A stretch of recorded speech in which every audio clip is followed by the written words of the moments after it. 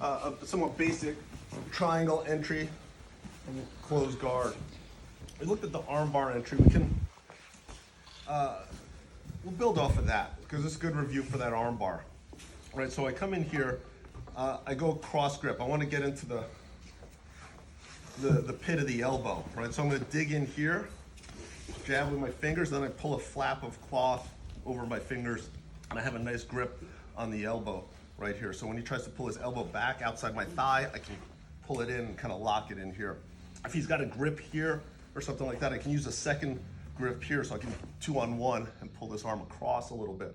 Once I'm here, I lock this in, I get a cross collar grip, 4 fingers inside, and I can start to break his posture here. From here, I can start to climb up, up, up, and get over the shoulder and start to squeeze here.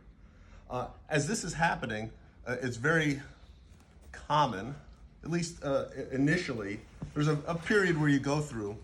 First, you don't know what the hell's happening. You just leave your arm in there and you get armbarred. Then you start getting hip to it and you're like, well, that armbar is happening again. And as I'm starting to lock this up, he tries to pull this arm out. And I let that happen. And now I have one arm in, one arm out. And then now we're in a position to start locking up a triangle. I'm not so concerned about getting this arm across. Right now, I want to break his posture. I'm going to squeeze in here. I'm going to start holding his head to keep his posture down.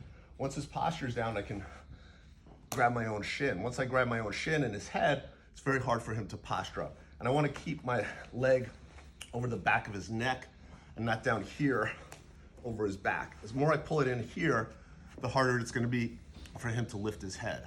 From there, now I can start to make my angle, lock the figure 4, and start to squeeze here. If I'm having an issue, I can pull the arm across a little bit more, but often you can just finish right here with a good squeeze.